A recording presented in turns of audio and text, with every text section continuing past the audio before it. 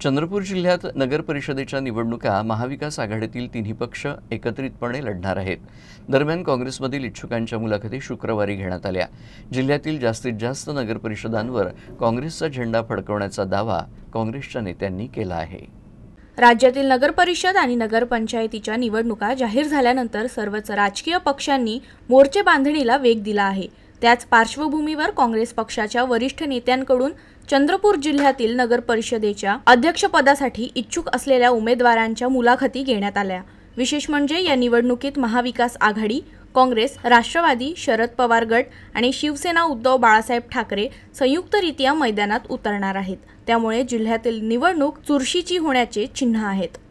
सगळ्या मुलाखती अतिशय चांगल्या पद्धतीने सगळ्या उमेदवारांनी या ठिकाणी दिल्या आणि या संदर्भात आपण बघितलं असेल की लोकसभेच्या विधानसभेच्या निवडणुका झाल्या आणि ज्या पद्धतीनं सगळे महाविकास आघाडी सोबत राहून या निवडणुका लढल्या त्याच पद्धतीनं आता देखील नगरपालिकेत सगळे घटक पक्षांना सोबत घेऊन लढण्याचा आमचा मानस आहे। त्या दृष्टिकोनातून सकारात्मक चर्चा ही इतरही घटक पक्षाची चालू आहे आणि लगेच 2-3 दिवसात ही सगळ्या चर्चा होऊन आमची महाविकास आघाडी या ठिकाणी फायनल होईल आणि पूर्ण ताकदीनिशी ही महाविकास आघाडी नगरपालिकेच्या निवडणुका लढवून या ठिकाणी अध्यक्षाचे कॅन्डिडेट बसवेल।